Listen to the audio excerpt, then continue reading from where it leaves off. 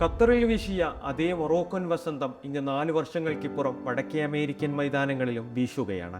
അതെ, മൊറോക്കോൻ ഫുട്ബോൾ വളർച്ചയുടെ പടവുകൾ കയറി ഇന്ന് ലോകത്തെ തന്നെ ഏറ്റവും മികച്ച ഫുട്ബോൾ കളിക്കുന്ന ടീമായി മാറിയിരിക്കുകയാണ്. അതെ, റൗണ്ട് ഓഫ് 32-വിലെ ആക്രമണവും പ്രതിരോധത്തോടുകൂടെയുള്ള അത്യന്തം വീറും വാശിയും നിറഞ്ഞ പോരാട്ടത്തിൽ നെതർലാൻഡ്സിനെ ഷൂട്ടൗട്ടിൽ തോൽപ്പിച്ചാണ് അവർ പ്രീ ക്വാർട്ടർ ബർത്ത് ഉറപ്പിച്ചത്. ബ്രസീലിനെ സമനിലയിൽ പൂട്ടിയായിരുന്നു അവരുടെ തുടക്കം. പിന്നീട് സ്കോട്ട്ലാൻഡിനെയും ഹൈത്തിയെയും തോൽപ്പിച്ചാണ് അവർ ഗ്രൂപ്പ് ഘട്ടം കടന്നു വന്നത്.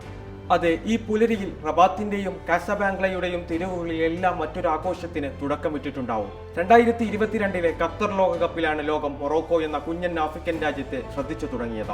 അന്ന് സാക്ഷാൽ ക്രിസ്ത്യാനോ റൊണാൾഡോയുടെ പോർച്ചുഗലിനെ എല്ലാം അട്ടിമറിച്ചായിരുന്നു അവർ സെമി ഫൈനൽ ഉറപ്പിച്ചത്.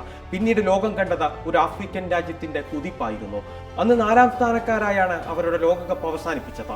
ലോകകപ്പിന്റെ സെമി ഫൈനലിൽ എത്തുന്ന ആദ്യത്തെ ആഫ്രിക്കൻ രാജ്യവും മൊറോക്കോയായിരുന്നു. Yassine Bounou, Achraf Hakimi, Brahim Diaz, Ismail Saibari, Amrabat എങ്ങനെ നീളുന്നു മൊറോക്കോയുടെ സംഘം. അതെ, 2026 ലോകകപ്പിന്റെ പ്രീ ക്വാർട്ടറിലേക്ക് പ്രവേശിച്ച് അവർ വീണ്ടും ഒരിക്കൽ കൂടി അവരുടെ കരുത്ത് ലോകത്തോട് വിളിച്ചു പറയുകയാണ്. തോൽവികൾ അറിയാതെ 32 മത്സരങ്ങൾ.